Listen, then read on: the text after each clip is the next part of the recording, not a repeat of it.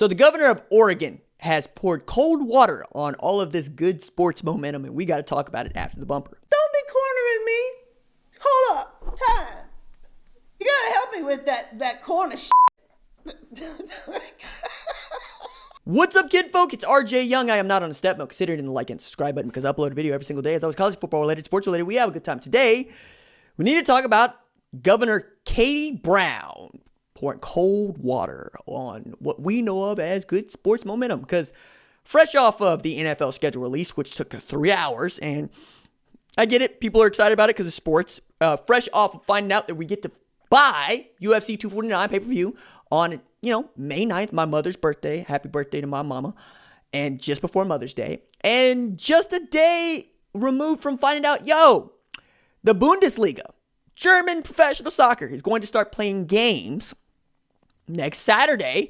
And earlier this week, we got Korean baseball on the ESPN. So we get our live sports and we get the nastiest, sauciest, most epic bat flips from the most epic bat flipping league. We find out that the governor of Oregon has said, probably, likely, will not have fans at any of their events through September. And I want to make sure that I get this right because what she said and how she said it is very important to this conversation that we are having, right? So Kay Brown's quote is, "There's some difficult news to share. Large gatherings, including live sports events with audiences, concerts, festivals, and conventions, will not be able to return until we have a reliable treatment or prevention like a vaccine.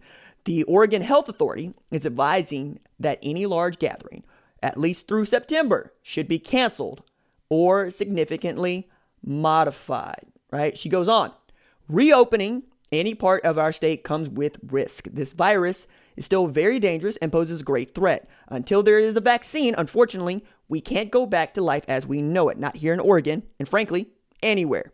I know this can be a really tough reality to face.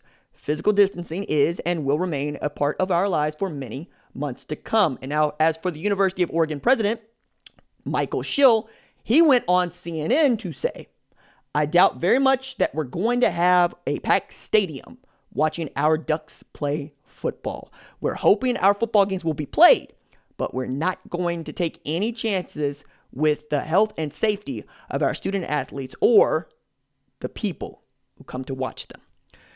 Many of you know, Ohio State is scheduled to travel to Autzen Stadium along with North Dakota State in two of the marquee games in September on the college football calendar. They also have a home date scheduled with Hawaii. Now, capacity 54,000 fans, mostly empty. For the players, if they're able to do this safely in Eugene, it's going to be a lot like a practice, right? Because it ain't as if you got a lot of people watching you at practices. And for the players who want to come out and say it's going to be strange to play without fans for a game, it's like, you play without fans at practice all the time. What's the point there? For us, it's a big deal, right? Because there are many Ohio State fans that were looking forward to traveling to Eugene, taking in not just Autzen Stadium, but also going over to Nike, saying hi, saying how are you, taking a look at Hayward Field, where they're going to have the World Championships here in a couple of years, and it is U.S. track and field mecca.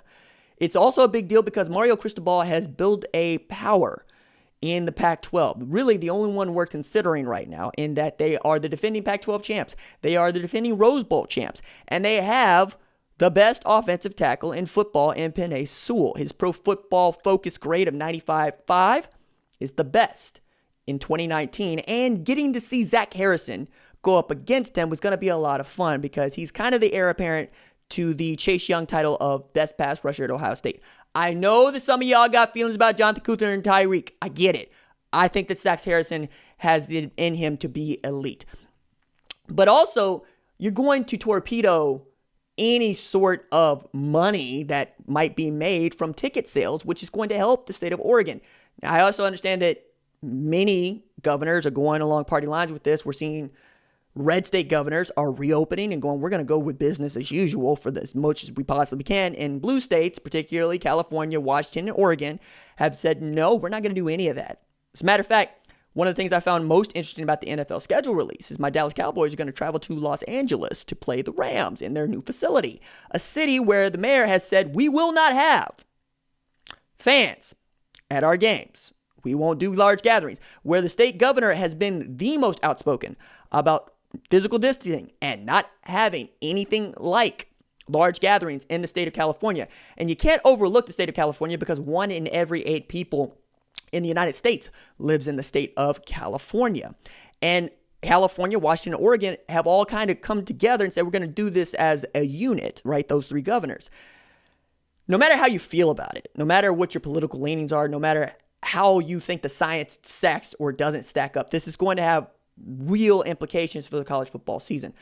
Because Ohio State was looking to get a huge road victory against what we all expect to be a top 10 Oregon team, at least in September, and build its resume almost immediately with a really nice pelt toward the college football playoff and the national championship run with a Heisman Trophy candidate at quarterback.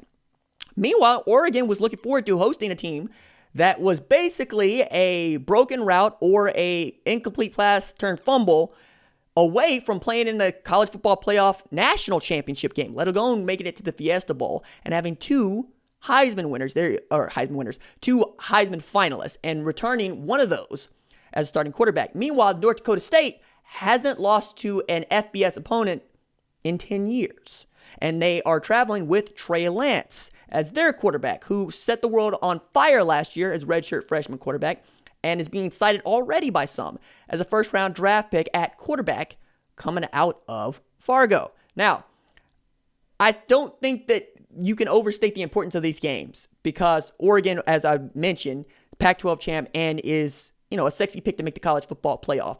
But also they get to face not just a defending national champion in North Dakota State, but what we all expect to be a team there at the end for the FBS, College Football Playoff National Championship in Ohio State. And you need all of the money you could possibly get in this environment where 25% of the workforce is unemployed. Lots of money just disappeared.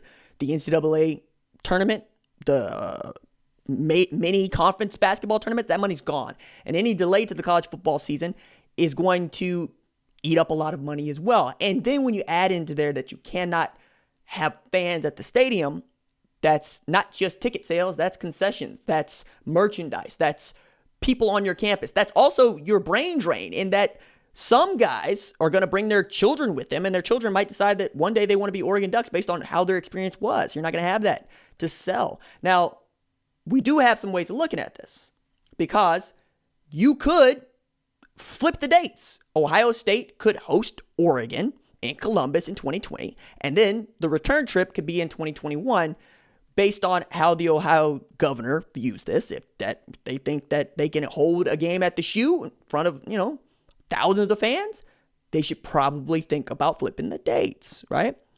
It also would really suck if this game just disappeared from the schedule. Not to say that they couldn't reschedule it later, though it would be difficult because you schedule these games quite literally a decade in advance in some cases. It would also throw into flux this argument about who makes college football playoff and who doesn't, because that game was going to help us decide, like many, who was going to be right there. Alabama, USC does not have the same sort of cachet because USC ain't supposed to be that good. Oklahoma and Tennessee doesn't necessarily have the same cachet because Tennessee hasn't won anything in like 20 years, all right? It was a big deal. It is a big deal. It will remain a big deal, whether they play it or not, because we all wanted to see it played. Especially knowing that they don't return their first-round draft pick in Justin Herbert. They have to trot out either Anthony Brown out of Boston College's grad transfer or Tyler Shuck, who is considered the heir apparent at Oregon. And they also are going to get really good on defense. Kayvon Thibodeaux returned. That's a guy that is projected by some to be the 2022 number 1 overall pick, right? They also have a really great defense that they return with that includes 2 true freshmen that I hope to see play a lot of snaps, right? And Noah Sewell. And, of course, Justin Flo, baby man, Vontez Burfict's revenge. And they also got Dante Manning, who is a high-priority target for Oklahoma that they missed on and ends up flipping his recruitment or decommitting, ended up in Oregon. There's a lot to be said here about what the ramifications of such a thing could look like. And I think all of them need to be taken into account. But right now, the news is, at the very least, we ain't going to be in the stands to watch Ohio State versus Oregon. And that sucks. All right, that is it for me. Deuces.